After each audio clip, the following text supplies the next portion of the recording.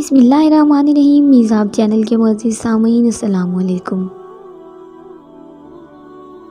وہ روتی ہوئی کمرے میں آئی تھی۔ آج تک یہ بھرم تو قائم تھا کہ وہ جانتا ہی نہیں ہے اس کے جذبات سے متعلق، مگر آج یہ بھرم بھی ٹوٹ گیا تھا۔ وہ واقف تھا اس کے جذبات سے، اس کی حالت سے نہ صرف واقف تھا بلکہ محفوظ بھی ہوتا تھا۔ یعنی مل شہباز، آج یہ طے ہو گیا کہ تم ساری زندگی اس شخص کی استہزائیہ نظروں کو سہو گی۔ اقرار نہ کر کے بھی واقف ہو گئے ہیں اور جان کر بھی اقرار کا حق نہیں دیا۔ آنکھوں سے آنسو نکلتے ہی حجاب میں جذب ہو رہے تھے۔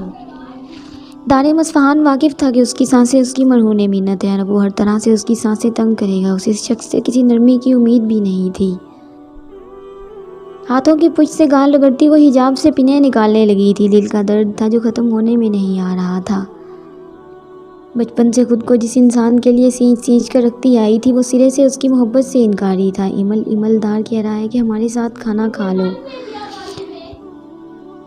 ایملدار کہہ رہا ہے کہ ہمارے ساتھ کھانا کھا لو۔ ذرا کی آواز پر اسے مزید رونا آنے لگا تھا۔ وہ اس وقت کسی کا سامنا نہیں کرنا چاہتی تھی۔ دارم کا تو بالکل نہیں۔ ایمل عزو کی گھبرائی ہوئی آواز پر خود کو کمپوز کرتی وہ دروازہ کھولنے لگی تھی۔ بھوک نہیں ہے مجھے، میں نے لنچ کر لیا تھا یونیورسٹی میں، پلیز تم لوگ کھا لو۔ اس نے عذورا سے نظریں نہیں ملائی تھیں۔ آنکھیں اتنی سرخ کیوں ہو رہی ہیں؟ تم روئی ہو کیا؟ عذورا نے تشویش سے اس کی حد سے زیادہ سرخ ہوتی آنکھوں کو دیکھتے سوال کیا تھا۔ نہیں، بس سر میں درد ہو رہا ہے، تم جاؤ، دارم انتظار کر رہے ہوں گے تمہارا۔ اس کے پھولے گالوں پر پیار کرتی وہ نرمی سے بولی تھی۔ اچھا، وہ اداس سی ہوتی کمرے سے نکل گئی۔ وہ فریش ہو کر ٹیبل پر آیا تو صرف عزو کو ٹیبل پر محو انتظار دیکھ کر ماتھے کے بلوں میں اضافہ ہوا تھا۔ ایمل کہاں ہے؟ عزو اس کی غیر موجودگی اسے اچھی نہیں لگی تھی۔ جانتا تھا کہ وہ کمرے میں بند رو رہی ہوگی، پھر بھی انجان بنا وہ عزو سے پوچھنے لگا تھا، اس کی طبیعت نہیں ہے ٹھیک، میں روم میں کھانا لے جاؤں گی اس کے لیے۔ اس کی پلیٹ میں چاول ڈالتے عذورا نے اسے بتایا۔ تم شروع کرو، میں آتا ہوں۔ اسے کھانے کا اشارہ کرتے وہ آستینیں فولڈ کرتا ایمل کے کمرے کی جانب بڑھا تھا۔ اس وقت وہ گھر کے شلوار قمیض میں موجود تھا۔ دروازہ لاک نہیں تھا۔ اس کے ہلکا سا دھکیلنے پر ہی دروازہ کھل گیا۔ آہستگی سے دروازہ کھولتا وہ اندر کمرے میں داخل ہوا تھا۔ وہ جو حجاب اتار کر اب بیڈ پر چت لیٹی تھی، دونوں پیر بیڈ سے لٹکائے نیچے کارپٹ پر رکھے ہوئے تھی۔ غیر محسوس سے انداز پر ایمل نے آنکھیں واہ کی تھی۔ سامنے ہی وہ کھڑا سنجیدگی سے اسے دیکھ رہا تھا۔ اسے یوں سامنے موجود دیکھ کر وہ جھٹکے سے اٹھتی تھی۔ آپ یہاں کیا کر رہے ہیں؟ اس کی آواز بھاری ہو رہی تھی، جو بہت سارا رونے کی چغلی کر رہی تھی۔ پاس پڑا دوپٹہ شانوں پر اچھی طرح پھیلاتی وہ خفت سے سرخ پڑتا چہرہ لیے رخ موڑ گئی تھی۔ دارم نے بغور اس کی جانب دیکھا۔ رونے کی وجہ سے ناک حد سے زیادہ سرخ ہو رہی تھی۔ حجاب اتار دینے کی وجہ سے ریشمی بال اس کی کمر پر پھیلے ہوئے تھے۔ کھانے پر کیوں نہیں آئی ہیں؟ سوالیہ نظروں سے اس کی جانب دیکھتے وہ بے تاثر لہجے میں بولا تھا، مجھے بھوک نہیں ہے۔ اس نے اس کی سوالیہ نظروں کے جواب میں کہا تھا، 5 منٹ میں حالت درست کریں اپنی اور ٹیبل پر آئیں۔ اس نے سنجیدگی سے اس کے بکھرے سراپے پر چوٹ کی تھی۔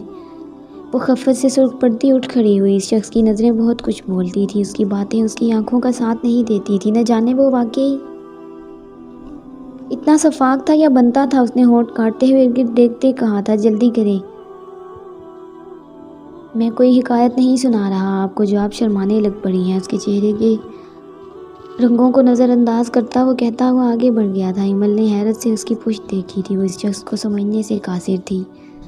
اتنی گہری چوٹ دے کر سوگ منانے کا حق بھی نہیں ہے۔ دروازے پر جا کر وہ رکا تھا، ساتھ ایمل کی سانسیں بھی تھمی تھی۔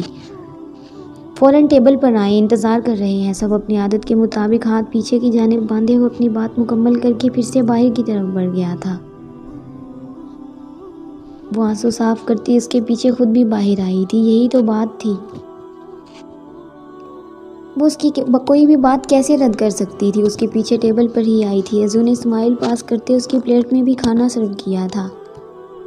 رمیسا دن کا کھانا کافی پہلے ہی کھا لیتی تھی۔ اس وقت وہ آرام کر رہی تھی، جبکہ شہباز اس وقت آفس میں ہوتا تھا۔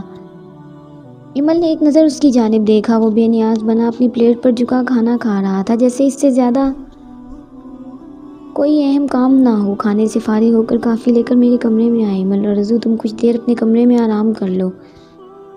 وہ حکم صادر کرتے اپنے کمرے کی جانب بڑھ گیا۔ ایمل نے الجھ کر اس کی جانب دیکھا تھا۔ वो सहमी हुई सी बोली थी, मैं कैसे? इस दिन उसके कमरे में जाने पर उसका रवैया उसे भूला नहीं था। मेरा भाई इतना डरावना नहीं है इमल, जितनी खौफजदा तुम होती हो उससे। अज़रा शरारत से उसकी जानिब देखती बोली थी, तुम्हारा उनकी जल्लाद वाली सिफ्त से पाला नहीं पड़ा ना अज़ू? वो बोलती हुई कॉफ़ी मेकर काउंटर पर रखती कॉफ़ी तैयार करने लगी थी। गर्म भाप उड़ाती कॉफ़ी लिए उसके कमरे के बाहर खड़ी वो अपनी सांसें बहाल कर रही थी। हल्का सा नाक करने पर अंदर से उसकी गंभीर आवाज़ सुनाई दी थी, कम इन। इजाज़त मिलने पर वो खुद को मजबूत जाहिर करती अंदर दाखिल हुई थी। सामने ही इजी चेयर पर बैठा झूलता नजर आया था वो। आपकी कॉफ़ी, वो धीरे से बोली। कमरे से उसकी कलोन की महक पूरी फैली हुई थी। उसकी महसूर कुन खुशबू इमल के हवास मुअत्तल कर रही थी। आपको मुझसे कोई काम था क्या? उसने कप साइड पर रखते हुए पूछा था। दारिम ने बगौर उसकी जानिब देखा, जो बालों के लटकान के पीछे करती पजल सी हो रही थी। वो उसे देख कर रह गई थी। इतनी गर्म कॉफ़ी किस कदर इत्मीनान से अपने अंदर अंडेल रहा था वो। जभी तो हर वक्त आग उगलता है, वो सिर्फ सोच ही सकी थी। बोलने की हिम्मत तो खैर नहीं थी उसमें। वो संजीदगी से गहरी सांस लेता, जैसे उसके चेहरे के तासुरात से उसकी सोच पढ़ना चाह रहा हो। बैठ जाए, उसने बेड की जानिब इशारा किया था, फिर फर्स्ट एड बॉक्स लेकर उसकी जानिब आया। उसका दायां पैर एहतियात से हाथ में लिया था। इमल ने हैरान नज़रों से उसे देखा। दारिम, ये क्या कर रहे हैं आप? वो लरज़ उठी थी। इंतहाई बेवकूफ़ अहमक लड़की हैं आप। जले हुए पैर पर मोज़े कौन पहनता है? उसके पैर के जख्म का जायज़ा लेता वो संजीदगी से बोला था। अंदाज वैसा ही था जो उसका खासा था। इमल को खुशगवार सी हैरत हुई थी। मतलब वो उसकी ज़ात से इतना भी अनजान नहीं था जितना जाहिर करने की कोशिश करता था। वो लबों पर हल्की सी मुस्कान लिए उसे देख रही थी। घर के रफ से हुलिये में मौजूद माथे पर बिखरे बाल जो इस वक्त भी नम से थे। शायद खाने से पहले उसने शावर लिया था।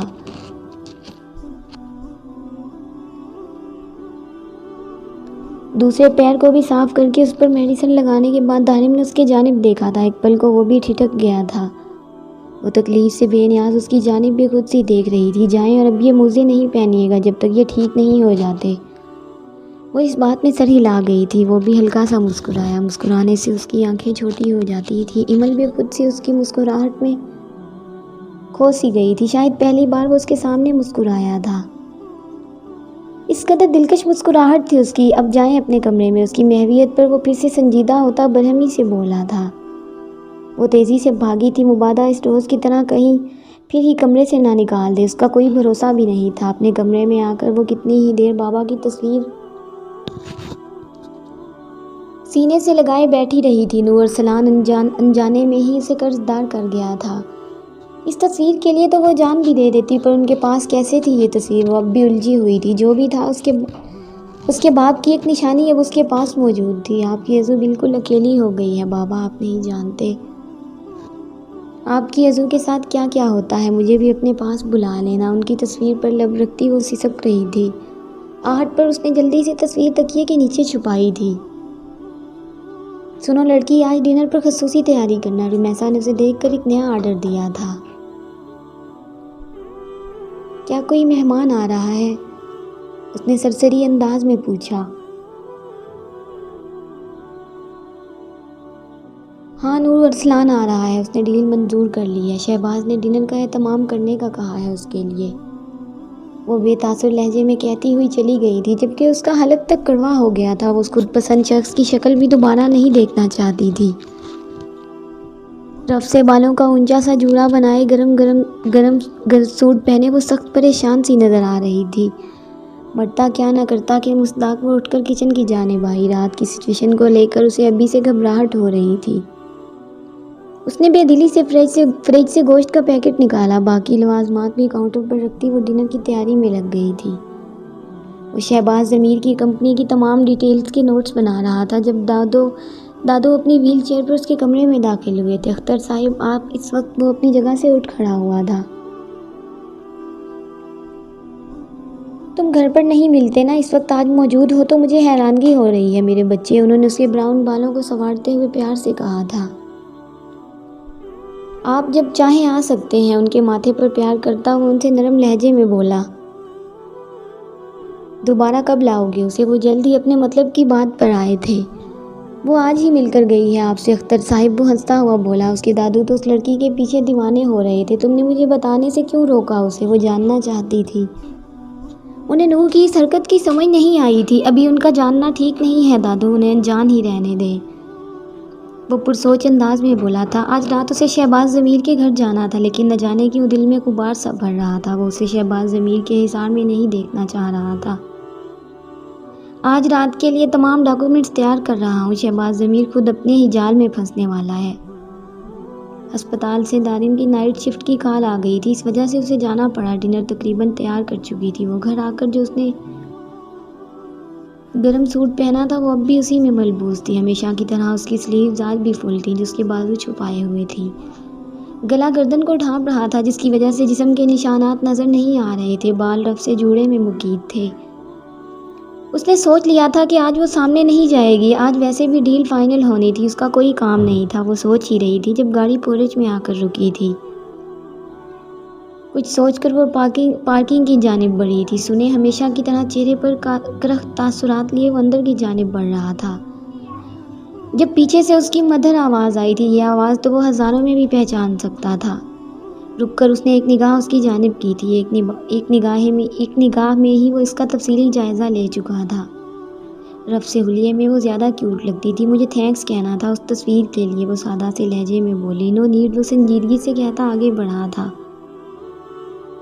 پر میں تو تھینکس کرنا چاہتی ہوں، وہ پھر سے بولی۔ کہہ تو لیا ہے آپ نے، وہ کہتا ہوا آگے بڑھ گیا تھا۔ کس قدر مغرور شخص ہے یہ، اس کی بے نیازی پر وہ زیر لب بڑبڑائی تھی۔ آپ کی تعریف یا تنقید قابل احترام ہوگی۔ امید ہے آپ کو ویڈیو پسند آئے گی۔ ویڈیو اچھی لگے تو اسے لائک اور اپنے دوستوں کے ساتھ شیئر لازمی کریں، اور اگر آپ میرے چینل پر نئے ہیں تو چینل کو سبسکرائب کریں اور ساتھ میں لگے گھنٹی کے بٹن کو ضرور دبائیں تاکہ ہر نئی ویڈیو کا نوٹیفیکیشن آپ دوستوں تک سب سے پہلے پہنچ سکے۔ ملتے ہیں نیکسٹ ایپیسوڈ میں، تب تک کے لیے اپنا خیال رکھیں اور دعاؤں میں یاد رکھیں۔ اللہ حافظ۔